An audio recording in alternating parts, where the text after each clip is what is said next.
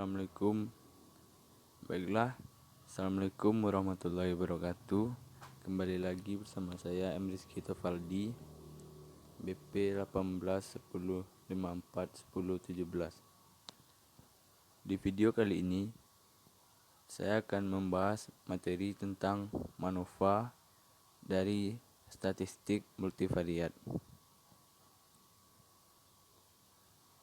Langsung saja kita menuju pembahasannya.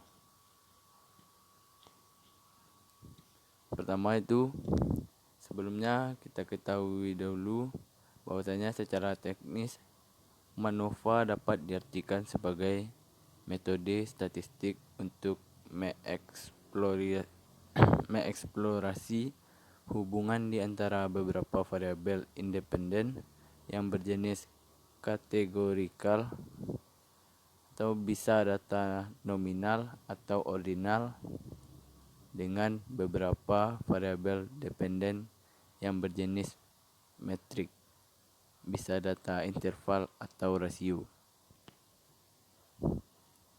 MANOVA memiliki ciri yakni adanya lebih dari satu variabel dependen dan lebih dari satu pula jumlah variabel independen. Adapun tujuan analisis MANOVA yaitu pada dasarnya tujuan MANOVA sama dengan ANOVA, yakni ingin mengetahui apakah ada perbedaan yang nyata pada variabel-variabel dependen antar anggota grup, misal variabel independen.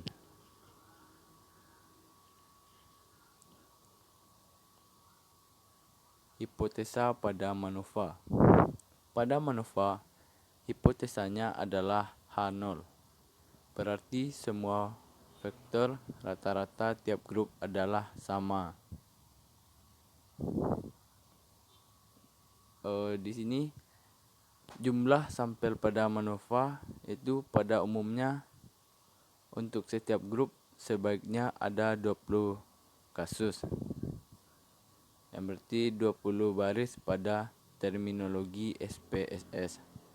Seperti contoh, jika ada 3 grup seperti grup pandai, normal, dan bodoh, sebaiknya ada 3 kali 20 sama dengan 60 sampel. Adapun asumsi pada ANOVA ini yaitu yang pertama, adanya independensi antar anggota grup. Yang kedua, kesamaan matrik covariance antar grup pada variabel dependen. Yang ketiga, variabel-variabel dependen seharusnya berdistribusi normal. Yang keempat, antar variabel dependen seharusnya tidak terjadi korelasi yang kuat atau dikatakan terjadi multikolinearitas. Yang kelima, MANOVA cukup sensitif terhadap keberadaan data yang bernilai sangat ekstrim atau outlier.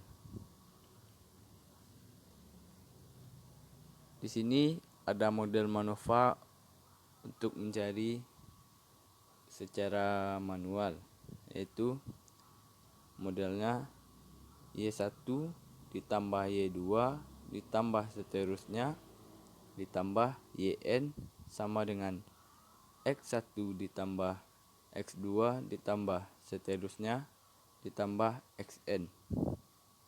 Pada model ini, di bagian model sebelah kiri adalah metrik dan di bagian model sebelah kanan adalah non-metrik. Agar teman-teman dapat memahaminya lebih jelas, kita akan menggunakan contoh soal pada MANOVA ini. Dan di contoh soal ini saya akan menggunakan aplikasi SPSS sebagai pemecahannya. Langsung saja kita menuju contoh soalnya. Baiklah, langsung saja kita masuk pada contoh soalnya. Di sini ada A1 sebagai metode pembelajaran A, A2 sebagai metode pembelajaran B, A3 sebagai metode pembelajaran C, dan Y1 sebagai nilai matematika, nilai Y2 sebagai nilai bahasa Inggris. Saya menggunakan datanya sebanyak 12 data.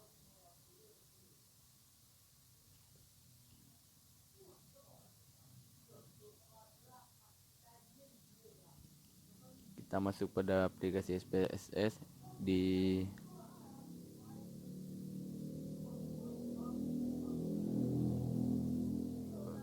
variable view.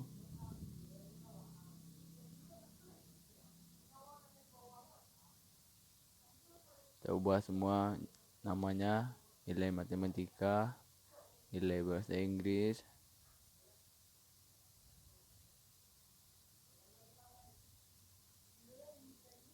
kita ubah menjadi 0.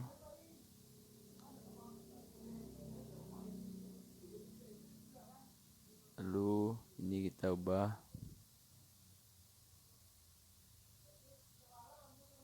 menjadi 1,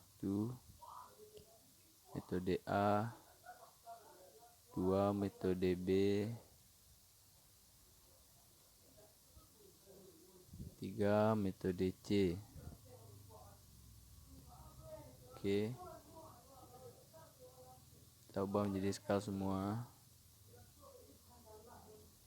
Lalu kita masuk pada data view.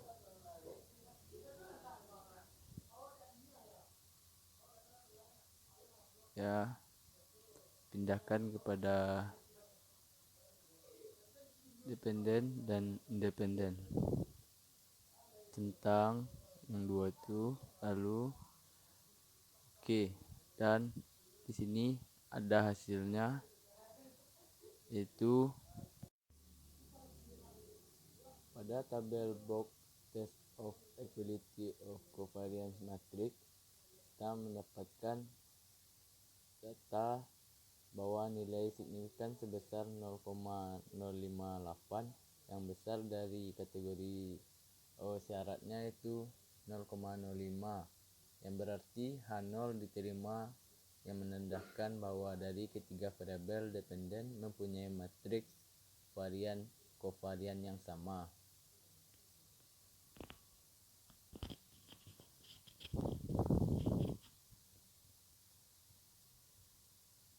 Karena syaratnya adalah 0,05 dan nilai signifikan kita sebesar 0,058 yang melebihi dari 0,05 atau besar dari 0,05. Jika angka signifikan kecil dari 0,05, maka H0-nya berarti ditolak. Selanjutnya pada Leibniz test of equality of error variance. Dari tabel terlihat nilai signifikan variabel nilai matematika 0,961 dan nilai bahasa Inggris 0,899, yang berarti bahwa nilai signifikan besar dari 0,05, yang mana H0 juga diterima. Selanjutnya pada tabel test of between subject effect.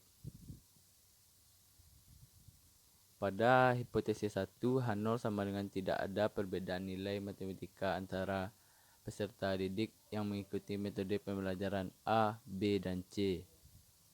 Pada HA, ada perbedaan nilai matematika antara peserta didik yang mengikuti pembelajaran PBL dengan yang mengikuti metode pembelajaran A, B, dan C. Hipotesis 2, H0 tidak ada perbedaan nilai bahasa Inggris antara peserta didik yang mengikuti pembelajaran PBL dengan yang mengikuti metode pembelajaran A, B, dan C. Dan pada HA ada perbedaan nilai bahasa Inggris antara peserta didik yang mengikuti pembelajaran PBL dengan yang mengikuti metode pembelajaran A, B, dan C.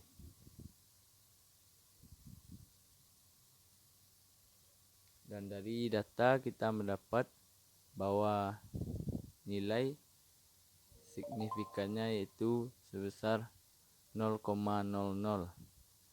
yang berarti kecil dari 0,05, yang artinya H0 ditolak, yang menandakan ada perbedaan secara simultan antara peserta didik yang mengikuti metode pembelajaran A, B, dan C. Karena kriteria keputusannya itu jika angka signifikannya besar dari 0,05, maka H0 diterima, dan jika angka signifikannya kecil dari 0,05, maka H0 ditolak. Dan hipotesisnya H0 sama dengan tidak ada perbedaan secara simultan antara peserta didik yang mengikuti metode pembelajaran A, B, dan C. HA ada perbedaan secara simultan antara peserta didik yang mengikuti metode pembelajaran A, B, dan C.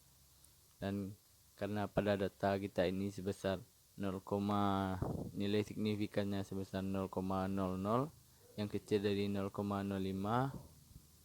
yang berarti H0-nya ditolak, yang menandakan ini adalah HA.